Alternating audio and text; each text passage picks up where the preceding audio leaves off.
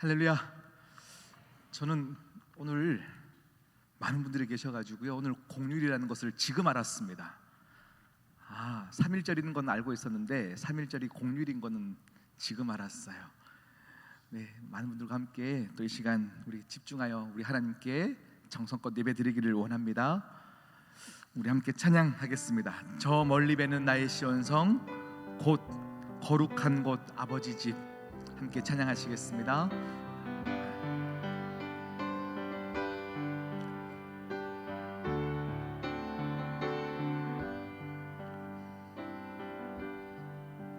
저 멀리 뵈는 나의 시온성, 고 거룩한 곳 아버지 집. 내 사모하는 집에 가고자 한 밤을 세웠네.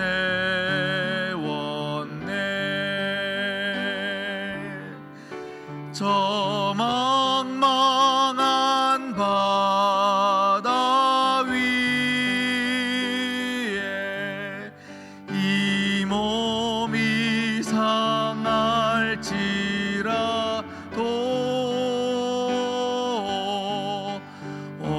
오늘은 이곳 내일은 저곳 주복음 전하리.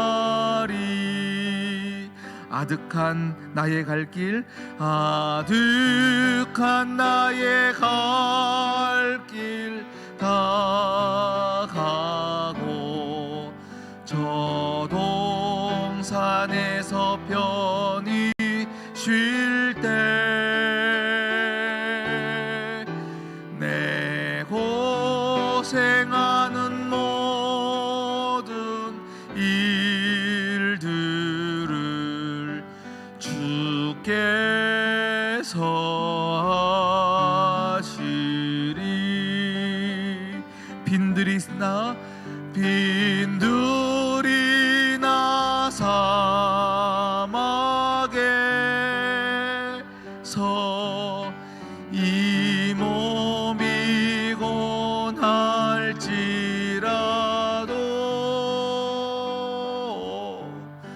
오 내 주 예수 날 사랑하사 날 지켜주시.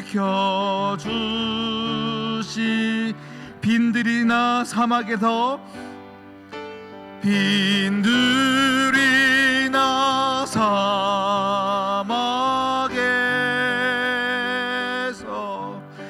이 몸이 고날지라도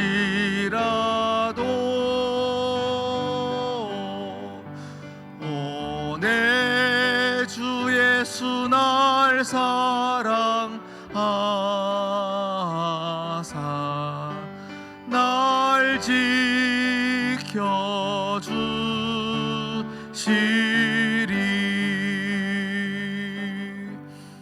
하나님 아버지, 오늘도 바쁜 우리의 일상을 뒤로하며 하나님 아버지의 말씀에 청종하여 하나님의 사람답게 살기 위하고 믿음 갖고 살기 위하여 이 자리에 왔습니다. 주님 말씀하옵소서. 우리에게 말씀하실 때 우리 영혼이 깨어나길 원하며 우리가 더욱더 하나님께 가까이 나아가길 원하오니 이 시간 주의 은혜로 충만케 하여 주시옵소서. 함께 하실 주님을 찬양하오며 이 모든 말씀 예수 그리스도의 이름으로 기도드립니다. 아멘. 할렐루야. 우리 3.1절 예배, 오늘은 여호수아 5장 말씀을 가지고요 함께 은혜를 받겠습니다. 뭐 이렇게 다 계산하고 하는 건 아니에요. 이렇게 3.1절 예배가 이때니까 여호수아 말씀을 5장을 이때 딱 붙여서 해야지 한 건 아닌데요, 항상 하나님의 말씀은 우리에게 그때그때 필요한 말씀을 주고요, 이 타이밍이 너무 기가 막힐 때가 있어요. 오늘 5장인데 여러분 우리 한번 복습해 보겠습니다. 여호수아 1장 말씀이 뭐였을까요? 1장의 내용은 하나님이 모세가 죽은 후에 여호수아를 지도자로 세우시는 장면들이 쭉 나오고 있습니다. 그래서 이렇게 전쟁을 승리할 수 있는 요소가 무엇이냐면 다른 것 없다. 나를 믿어라. 우로나 좌로나 치우치지 말고 내 말씀에 복종하라. 이 말씀이었어요. 우리가 여호수아 전체를 볼 때 우리가 6장부터가 첫 전쟁이 시작되거든요. 여리고 전쟁이 우리 다음 장 6장부터 시작돼요. 1장부터 5장까지는 전쟁을 준비하는 내용이 5장까지 있어요. 그런데 1장을 봤더니 전쟁의 첫 시작이 뭐예요? 지도자를 세우시는 건 거죠. 그리고 2장에 갔더니 뭐가 나올까요? 정탐꾼을 보냅니다. 그리고 그 정탐꾼을 보내는 것 안에서 믿음의 사람이 세워지는 것이죠. 라합이라는 여인, 군사죠, 군사. 그 라합이라는 여인을 세우고 또 믿음의 행동들을 보게 되어지죠. 3장의 내용은 뭘까요? 요단강을 건너가게 되어지는 거죠. 요단강을 건너 약속하신 땅으로 들어가서 이제 거기서 이제 하나님께서 행하실 것들을 우리가 보게 되어지는 것이고, 그래서 요단강을 건넌 후에 4장 내용은 이제 너희가 이 요단강을 건넌 것에 대해서 기념하고 나를 기억하기 위해서 기념비를 세워라 라고 했던 것들, 여러분 처음 들으시는 거 아니신 것을 믿습니다. 아멘. 네, 기념비를 세웠어요. 5장까지가 전쟁을 준비하는 것이라고 했어요. 그러면 이제 마지막 5장이 왔는데 5장에서는 무엇을 준비해야 될까요? 전쟁을 앞두고 있어요. 큰 전쟁이에요. 견고한 성 여리고와 전쟁을 치르기 전에 마지막 준비해야 될 것들을 하나님이 백성들에게 알려주시고 있습니다. 그런데 이미 1장부터 4장까지의 진행 상황들을 보면서 요단강이 다 갈라지고 사람들이 건너게 되고, 이 상황들을 불과 3km 정도의 거리에 있는 여리고 사람들, 여리고성 높은 곳에서 이 모든 상황들을 다 지켜봤던 그들은 이미 이 전쟁의 기세에서 꺾였어요. 이미 이스라엘 민족들이 진짜 쳐들어오면 우리는 질 것이라는 것을 이미 다 알고 있었더라라는 겁니다. 우리 여리고 오늘 우리가 여호수아 2절부터 읽었는데요, 1절 내용을 보면 함께 읽어볼까요? 여호수아 5장 1절입니다. 우리가 함께 읽어보겠습니다. 시작. 요단 서쪽의 아모리 사람의 모든 왕들과 해변의 가나안 사람의 모든 왕들이 여호와께서 요단 물을 이스라엘 자손들 앞에서 우리를 건너게 하셨음을 듣고 마음이 녹았고 이스라엘 자손들 때문에 정신이 잃었더라. 네, 지금 상황이 어떤 상황이라고요? 이스라엘 민족들의 이 역사심, 하나님의 살아계심을 나타내었던 사건들이 계속 있으면서 여리고 사람들도 또 가나안의 7 족속들도 다 두려워 떨고 있는 거예요. 기세가 한골 올랐습니다. 그리고 반대로 다른 민족들은 기세가 꺾였어요. 이 상황에 군사적인 작전을 보면요, 타이밍이라는 게 굉장히 중요해요. 어떤 리더가 있을 때요, 오늘 전쟁을 앞두고 있는데 우리는 지금 기세가 올라갔어요. 사기가 충만한 상태예요. 그리고 상대는 지금 기세가 꺾였어요. 그러면 어때야 될 타이밍인가요? 가자! 깃발을 들고 고함을 치며 칼을 높이 들어라, 싸우자 하고 전쟁을 해야 되는 타이밍입니다. 그런데 오늘 2절 말씀을 한번 볼까요? 우리가 오늘 읽었던 2절 말씀을 시작할 때는 이렇게 시작합니다. 그때에, 기세를 한껏 올리고 전쟁을 나가야 할 그때에 여호와께서 여호수아에게 이르시되 너는 부싯돌을 칼로 만들어서 할례를 행하라, 이렇게 명령하고 있습니다. 인생을 살아가다 보면요, 뜻밖의 상황, 하나님이 우리의 생각과 너무 다른 것을 지시하실 때 굉장히 우리로 하여금 당혹하게 만들 때가 있습니다. 너무 당혹스러워요. 말도 안 되는 상황들을 하나님은 계속 몰아가시는 것들이 우리 앞서 모든 본문들을 보면 우리에게 많이 찾아오게 됩니다. 우리의 생각과 다른 방향으로 무엇인가 하나님께서 트시면서 아무리 생각해도 이해가 되어지지 않는 상황이라면 여러분 마음 깊은 곳에 이렇게 생각하십시오. 아, 하나님이 하시는가 보다. 할렐루야. 아무리 생각해도 이 방법으로는 세상에서 이길 수 없다 생각하는 그건데 하나님은 너무 다른 것들을 우리에게 요구하실 때는 하나님이 나의 인생 가운데 새로운 일을 시작하시나 보다 라고 생각하시기를 축복합니다. 아멘. 제가 지난 주간에 특별 새벽 집회 때 많은 분들이 정말로 이렇게 헌금 봉투에요 빼곡하게 기도 제목들을 썼더라고요. 제가 어제 새벽 예배를 마치고 사무실에 앉아가지고요 몇 시간에 걸쳐서 모든 새벽 집회 때 했던 기도 제목들을 꼼꼼하게 다 읽었어요. 제가 정말로요 눈물 없이는 읽을 수 없는 기도 제목들이 너무 많았어요. 왜냐하면 우리 성도님들이 진짜로 귀한 예물을 드릴 때에 하나님 앞에서 드리기로 작정하여서 기도 제목을 보면 정말 그런 게 느껴져요. 뭔가 사람들을 의식해서 체면치레로 헌금하시는 분들도 있겠지만 정말로 하나님 앞에서 나의 꼼꼼한 기도 제목들을 하나씩 다 써서 하나님 이 기도 들어주셔야 합니다, 이런 간절함으로 쓰신 분들이 굉장히 많이 있었어요. 제가 어제 그것들을 하나씩 다 보면서 진짜 하나님 이 교인들의 기도 제목들이 다 응답되기를 원합니다, 이런 기도를 함께 드렸어요. 그리고 그 중에서는 꼭 전화신방을 또 해야 되는 가정들은 우리 목사님들과 함께 봉투를 함께 나눠가지고요 이 분들의 기도 제목들을 함께 공유 드릴 테니까 빨리 전화신방도 하시고 기도하십시오 하고 같이 나눠 드렸었어요. 우리 인생을 살아봐 가다 보면 많은 기도 제목들이 사실 있습니다. 이 기도를 가지고 우리 모든 교역자들도 온 교회가 함께 중보하며 기도하고 기도 응답을 바라는 마음이 우리 안에 가득히 있어요. 그런데 실제로 우리의 삶을 보면 너무 뜻밖의 다른 상황으로 인도하실 때가 있어요.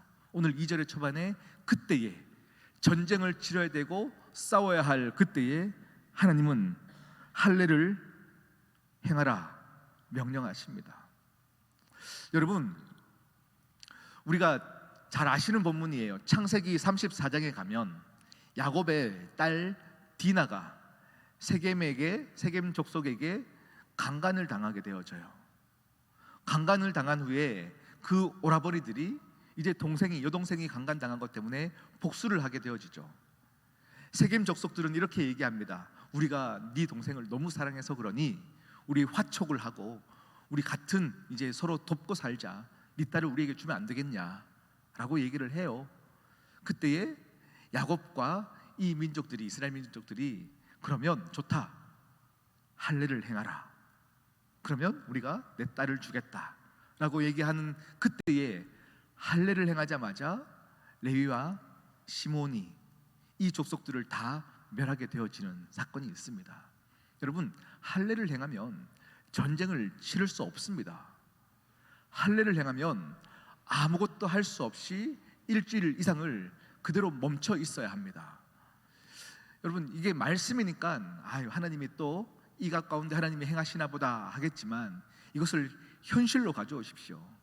말씀을 볼 때에 가장 복된 사람은요 이 말씀을 내 말씀으로 받아서 내 현실 가운데 지금 전쟁을 치러야 되는 상황 가운데 아무것도 하지 못하게 할례를 명령하시는 내 말씀으로 여러분 받으셔야 돼요. 아멘. 왜 하나님은 그들에게 할례를 행하라 하셨을까요? 우리는 상황에 따라서 타이밍을 봅니다. 그런데 하나님께서는 타이밍이 중요하신 게 아닙니다.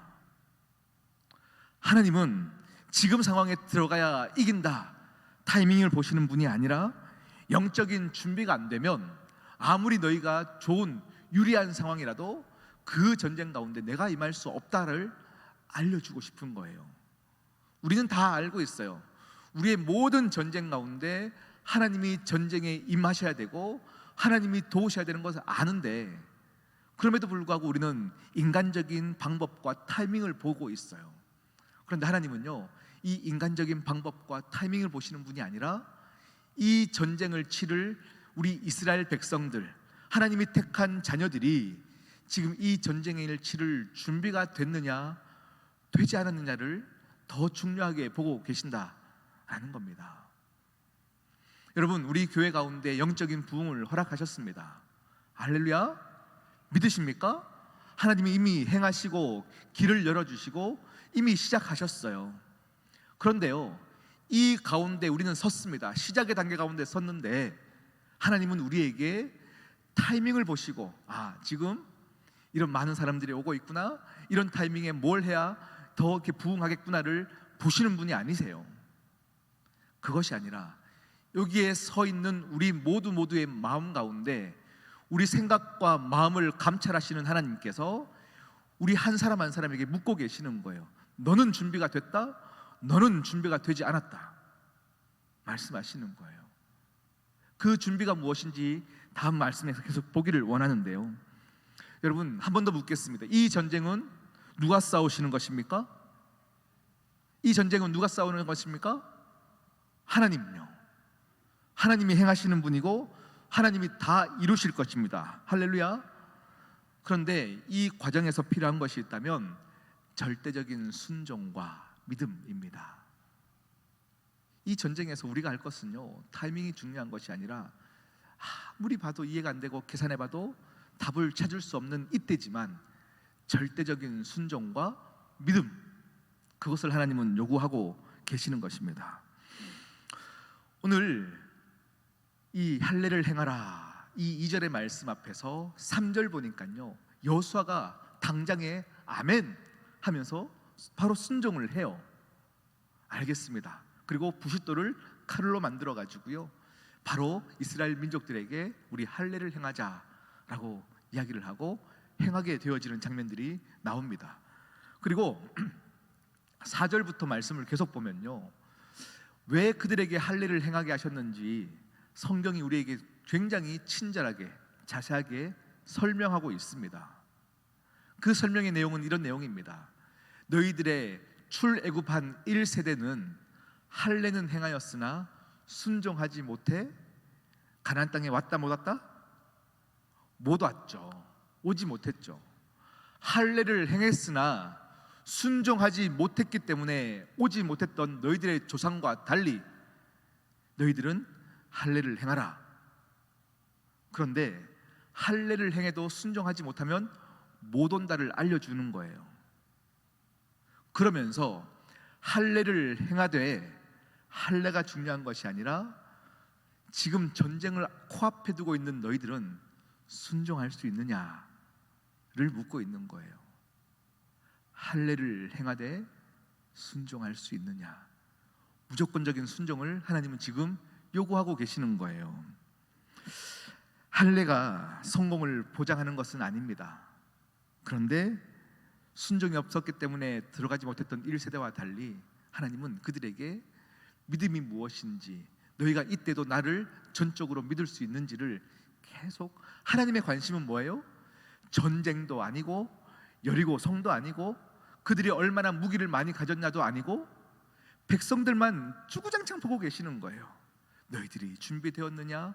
너희들이 나를 믿고 있느냐? 너희가 나를 얼마나 크게 여기느냐? 이것을 보고 계시는 거예요.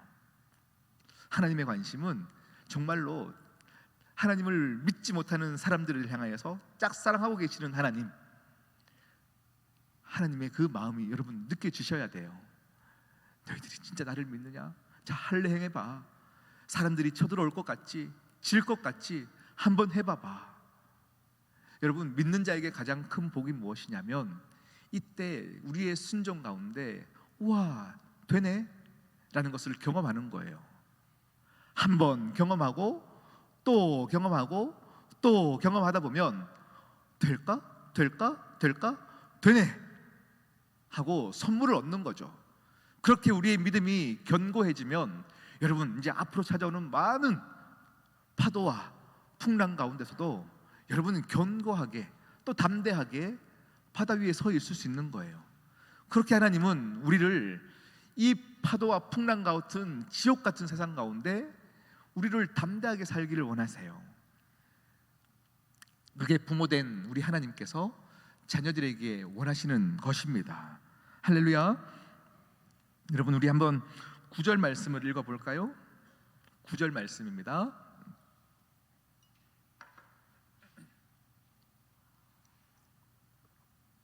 함께 읽어보겠습니다. 시작. 여호와께서 여호수아에게 이르시되 내가 오늘 애굽의 수치를 너희에게서 떠나가게 하였다 하셨으므로 그곳 이름을 오늘까지 길갈이라 하느니라. 아멘. 길갈의 뜻은 굴러간다라는 뜻이에요. 너희들의 지금까지의 수치, 불순종하여 아무도 올 수 없었던 것 안에서 이제 내가 너희들을 모든 불순종을 잊어버리겠다. 다 굴러갔다. 이제 너희는 내가 그렇게 키워가겠다. 하나님이 말씀하시는 건 거죠. 여러분, 그들에게 할례를 행하게 하신 분도 하나님이십니다. 이 할례, 여러분, 우리에게 큰 의미가 있어야 합니다. 여러분, 진짜 여러분이 성도라는 이름, 이것은 우리에게 영적인 할례를 이미 주신 것이고요, 이미 주신 분이라면 하나님은 여러분에게 계속 요구하시면서 여러분이 담대하게 살 수 있게끔 하나님 만들어 가세요.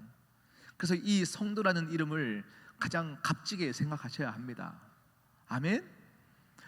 우리가 지난주에도 우리가 장례식이 있어가지고요, 장례식에서 그런 말씀을 드렸는데, 우리가 마지막에 죽고 나서 남는 것이 뭘까요?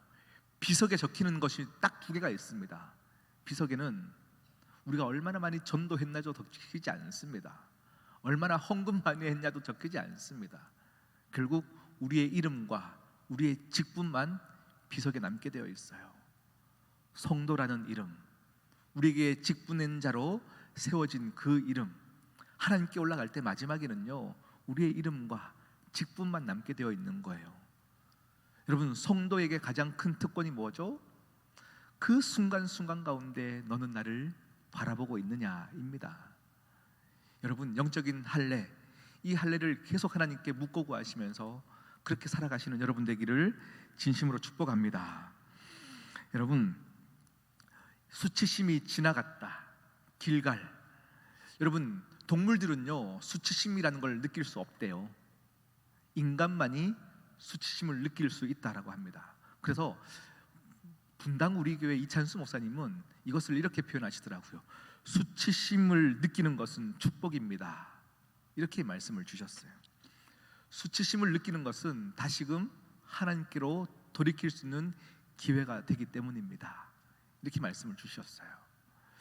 여러분, 여러분의 모든 인생 가운데 우리의 잘못된 선택과 죄를 사랑하는 마음 때문에 많은 수치감을 느꼈다면, 이 수치감을 느낄 때 자연스럽게 여러분 다시금 내가 잘못 갔구나, 다시금 성도로서의 삶을 살기로 결정하고 고개만 돌리면 그것이 여러분에게 다시금 영적인 할례의 자리, 성도된 은혜의 자리가 될 줄 믿습니다. 아멘. 우리 10절 말씀을 한번 볼까요? 10절입니다. 함께 읽겠습니다. 또 이스라엘 자손들이 길갈에 진쳤고 그달 14일 저녁에는 여리고 평지에서 유월절을 지켰으며. 아멘. 여러분, 할례를 행하라 하셨습니다. 그리고는 전쟁을 앞둔 그들에게 다시금 무엇을 했다고요? 유월절을 지켰대요. 유월절을 지켰대요. 그들이 유월절을 지키는 것은 당연한 수순입니다. 왜냐하면 할례를 행하지 않은 사람들은 유월절에 참여할 수가 없어요. 그렇기 때문에 그들이 유월절을 지킨 이 상황은 할례를 38년 만에 할례를 행하고 멈췄던 예배, 유월절 예배를 다시금 드리게 되어지는 거죠. 이스라엘 민족들에게 이 유월절은 굉장한 의미가 있는 절기입니다. 왜요? 우리 부모님들이 출애굽할 때 모든 죽음의 사건들을 넘어서게 하시는 기적의 역사들이 유월절, 그것을 기념하는 거였거든요. 출애굽 직전에 하나님이 애굽에서 난 모든 장자들을 다 죽일 때에 문설주에 양의 피를 바르면 내가 그것을 보고 넘어서겠다, 너희들은 죽음의 위기 가운데 모든 것을 넘어서게 하겠다, 너희들은 이것을 기억하여 유월절을 지키라 명령하셨어요. 이제 전쟁을 앞두고 있어요. 전쟁을 치르면요, 사실은 죽을 위기도 있을 수 있습니다. 그런데 이들이 할례를 행하며 믿음이 고취가 되다 보니 하나님, 우리가 다시금 유월절을 행하며 예배를 드리며 우리의 모든 죽음의 위기 가운데 다시금 유월시켜 주시는 은혜를 사모합니다. 할렐루야. 여러분, 성도로서의 이 영적인 할례를 가진 자, 이것을 취한 자들은 예배가 회복되어지는 자들입니다. 멈췄던 예배, 다시금 그 예배를 하나님께 올려드리면서 하나님께 예배 드릴 때에 모든 것이 아름답게 이루어질 줄 믿습니다 라는 것을 믿는 자들입니다. 그래서 여러분, 예배를 우습게 여기면 안 되는 거예요. 예배를 가벼이 여겨서도 안 되는 겁니다. 하나님 앞에 드려지는 모든 예배 가운데 하나님, 오늘도 내가 성도로서의 이 자리를 지켜냄. 인생에서 겪는 전쟁이 하나님의 전쟁인 줄 모르는 사람들은요, 우리가 예배를 그냥 종교적인 의식과 그냥 행사로만 생각합니다. 절은 1년에 한두 번 가면 된다는데 왜 교회는 이렇게 많이 예배드리고 매주 교회 가야 되냐? 이게 아니에요. 그때그때마다 우리의 의지가 약해서 죄된 습관 가운데 넘어지는 우리들이 예배를 통해서 씻는 자리, 주님의 보혈 앞에 다 잠기는 자리, 은혜를 사모하는 자리, 그래서 예배 가운데 생명을 얻는 자리, 이 자리가 여러분 가운데 있기를 축복합니다. 예배가 회복돼야 모든 것이 회복됩니다. 예배가 회복돼야 전쟁에 승리할 수 있습니다. 이 전쟁은 수천 년 전 여리고 전쟁을 이야기하는 것이 아닙니다. 지금 여러분의 치열하게 살아가고 있는 수많은 전쟁, 이 전쟁도 함께 포함입니다. 이 전쟁 가운데 예배가 회복되어야 전쟁에 승리할 수 있다는 것을 믿으시기를 바랍니다. 여러분, 우리 교회가 요즘 너무 제가 좋은 건 그거예요. 예배를 사모하는 사람들이 많아지고 있어요. 또 예배를 기다리고 계셔요. 그 속에서 기쁨과 감격이 회복되어지고 있는 것을 정말로 보고 있습니다. 여러분 드려지는 이 예배를 하나님께 아름답게 드리십시오. 여러분에게 다시 묻습니다. 나의 구원을 기념하는 예배를 날마다 드리고 계십니까? 스스로 한번 물어보십시오. 그리고 혹 여러분 마음 가운데 누구에게도 들키지는 않았지만 내 코가 석잔데 너무 할 일도 많고 바쁜데 그 예배를 어떻게 내가 매일 사모할 수 있겠어? 라고 생각하는 마음들은 없으십니까? 여러분, 절대 예배를 가벼이 여기지 마십시오. 이 예배에 회복되어야 그 다음 스텝으로 하나님께서 인도하셔요. 우리 함께 그 다음 말씀 볼까요? 유월절을 아름답게 드리니 11절입니다. 함께 읽겠습니다. 시작.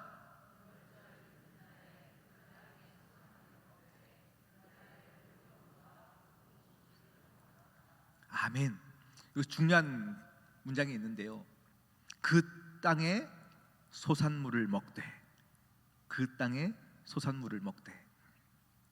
이스라엘 민족들은요, 농사를 지었던 적이 한 번도 없어요. 40년 동안 이 광야에서 태어난 이 2세대 민족들은요, 항상 하늘에서 떨어지는 만나와 메추라기를 먹었던 사람이에요. 그냥 그 자리에서 경작하고 농사를 지어서 땅에서 나는 열매들을 먹어본 적이 없는 사람들이에요. 그들이 지금 가나안 땅에 들어온 지 지금 4일밖에 안 됐어요. 그리고 전쟁을 치르기 전인데 할례를 행해서 꼼짝달싹 할 수 없는 그때에 예배가 회복되니까 실제로 무슨 일이 일어나요? 이스라엘 민족들이 요단강을 건너고 지금 기세가 가득하여서 오는 것을 보고 그 땅에 실제로 농사를 짓던 사람들이 다 도망간 거예요. 다 도망가서 그 자리에서 그들이 경작한 것도 아니었어요. 농사를 지은 것도 아니었어요. 그런데 그 음식들을 취하기 시작하는 거예요. 예배가 회복되면 실질적으로 그게 우리한테 먹고 살게 해줍니까? 네, 먹고 살게 해줍니다. 할렐루야. 우리가 말씀을 실질적으로 가져오셔야 돼요. 말씀은 교회에서나 아멘 할 때, 신앙 좋은 척 할 때만 하는 것이 아니에요. 말씀은 실질적으로 하나님은 여러분의 일거수일투족을 다 알길 원하고 삶의 자리를 다 책임져 주기 원하시는 분이 하나님이세요. 예배가 회복되면 그 자리에 많은 소상물들을 먹게 하시는 하나님이십니다. 그 다음 절은 더 귀한 말씀이에요. 그 다음 절 한번 읽어볼까요? 12절 말씀입니다. 시작. 그 땅의 소산물을 먹은 다음 날에 만나가 그쳤으니 이스라엘 사람들이 다시는 만나를 얻지 못하였고 그 해에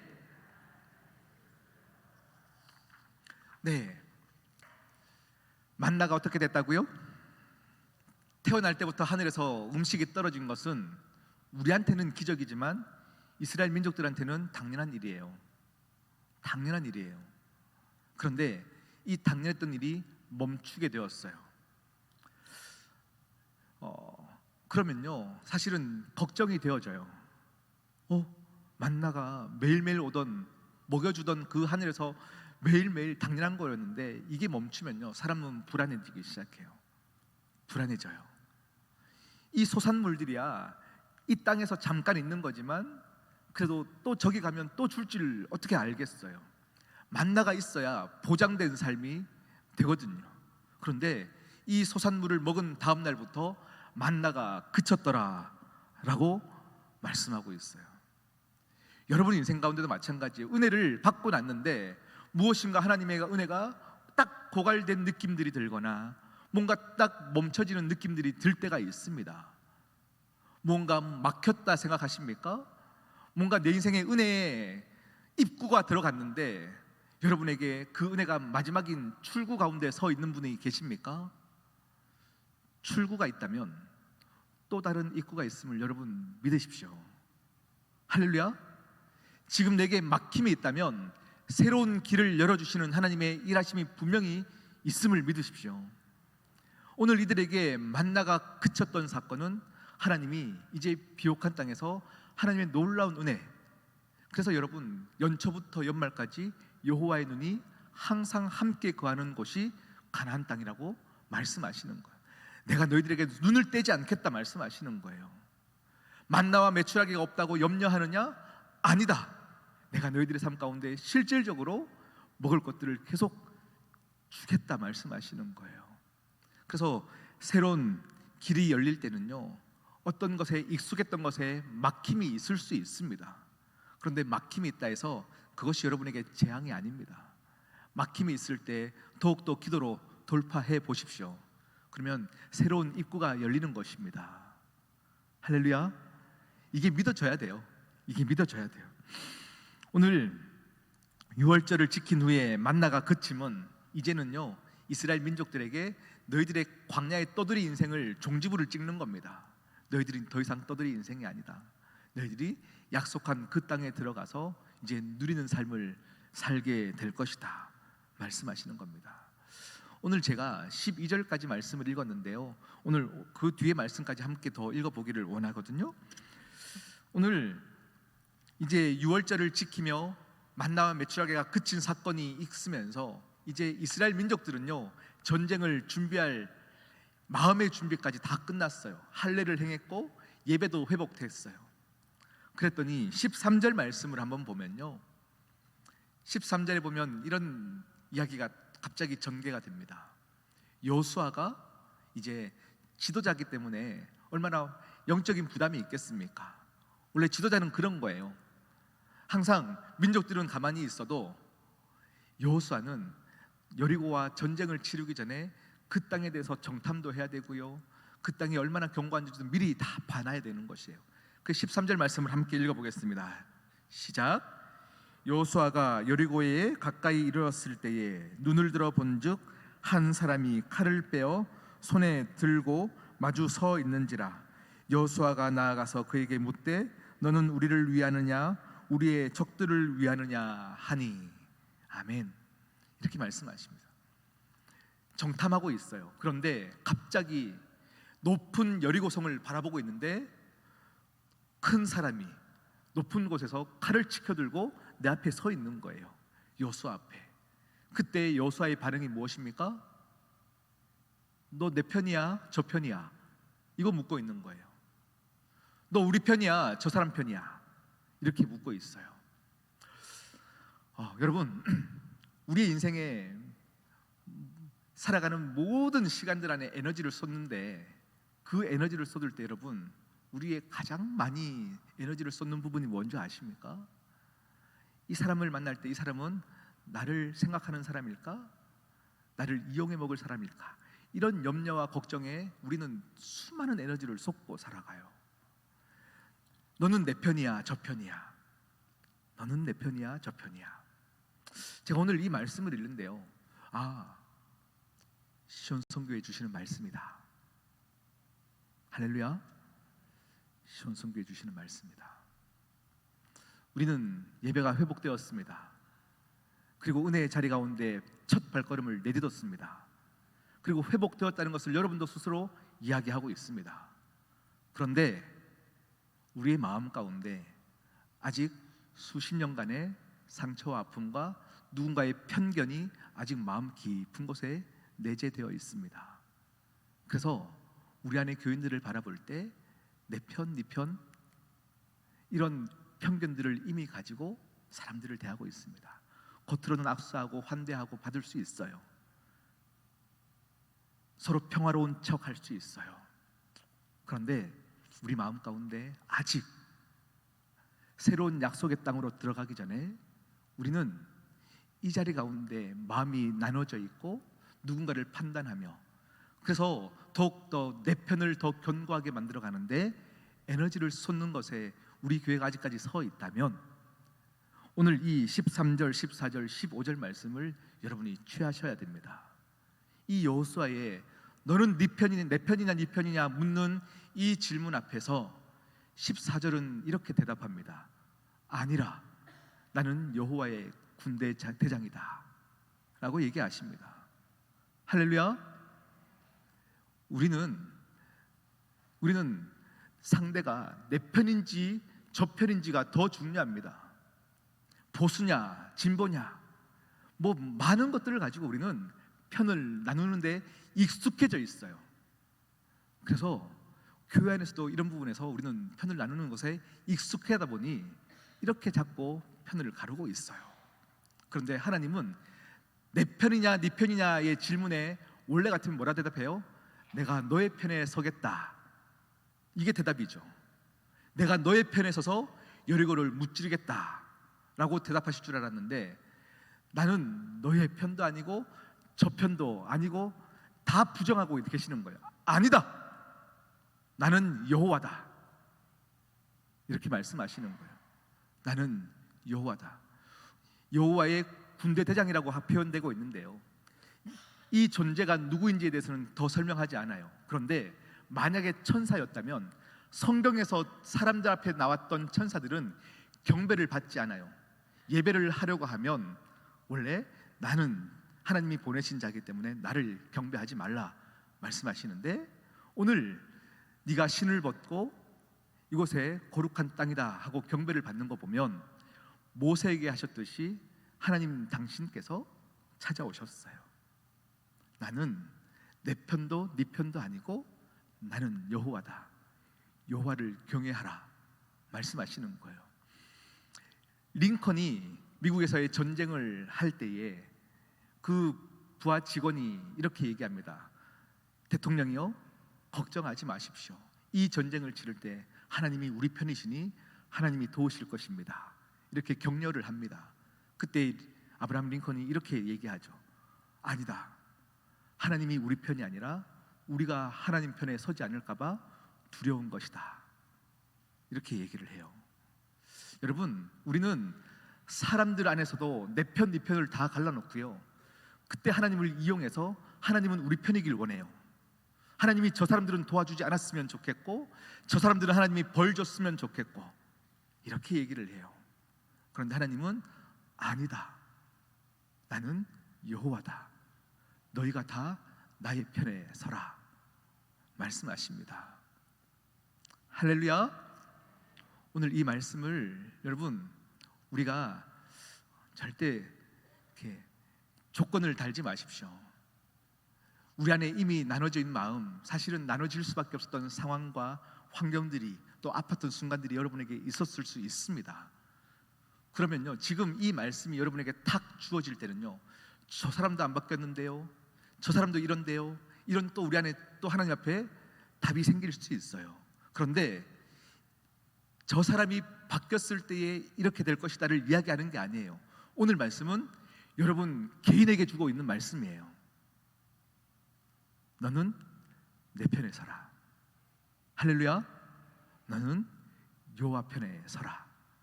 오늘 이 말씀이 여러분에게 아름다운 응답이 있기를 진심으로 축복합니다. 우리 오늘 말씀 생각하시면서 우리 함께 기도하기를 원하는데요. 말씀을 더 많이 준비했는데 시간이 많이 없어요. 오늘 3.1절 예배입니다. 일본의 침략과 우리 한국인으로서의 정체성을 다 무시하고 우리를 짓밟았던 그 안에서 우리 독립투사들이 너희가 나를 괴롭히고 나를 죽일전적 대한민국 한국 사람인 것에 긍지를 나는 잃지 않겠다라고 외치며 운동했던 그 날입니다. 사단은 우리에게 여전히 너는 하나님의 성도, 하나님의 백성으로 살 수 없게 그냥 대충 살고 성공을 보장된 인생으로 쫓아 살아가라 라는 그 음성 앞에서 여러분 오늘 이 말씀을 탁 받아들이십시오. 나는 아니다. 나는 여호와 편에 선다. 여호와의 편에 서는 걸 잊지 않기 위해 매일매일 예수 그리스도의 피로 내 인생에 내 생각 가운데 피 뿌리고 그렇게 나는 살아내겠다. 여러분 그런 인생을 사시기를 진심으로 축복합니다. 아멘. 각종 우상 신들을 숭배하는 근성들이 아직 우리에게는 남아 있습니다. 좌절감과 패배 의식에 젖어 있는 버릇이 여전히 우리 가운데 있습니다. 서로 원망하고 영적 권위에 도전하고 남에게 책임 전가하고 꿈도 없이 서로 분열하고 무기력하게 살아가는 우리의 인생을 노예 근성이라고 하는데요, 하나님은 거기서 다시 예배를 회복하여 하나님께 하나님 편에 서라 말씀하십니다. 우리 시간 같이 기도하십시다. 진심으로 이 시간 기도하기를 원합니다. 여러분 개인에게 주시는 큰 울림 안에서 우리 모두가 하나님 기뻐하시는 교회가 되어야 합니다. 하나님 편에서 온전하여지는 것이 우리 모두의 소원이기를 원합니다. 이 시간 같이 기도하시겠습니다.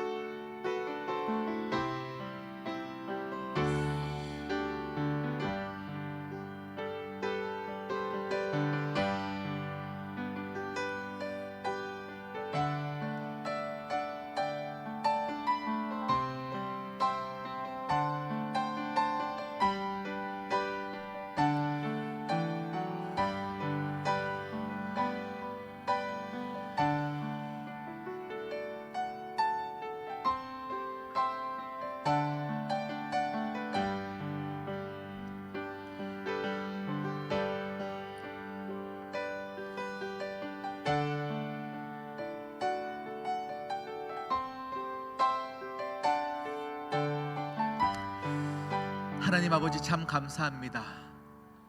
모든 것들이 엉켜버린 것 같고 내 계획과 내 타이밍이 다 멈춰진 것 같고 하나님의 요구 앞에서 이대로 살면 안 될 것 같고 이런 우리의 인생 가운데 하나님 다시금 믿음을 선물하여 주시옵소서. 하나님의 자녀로서의 삶을 살기 위한 그 하나님의 요구 앞에서 모두가 믿음의 열매들을 맺게 하여 주시옵소서.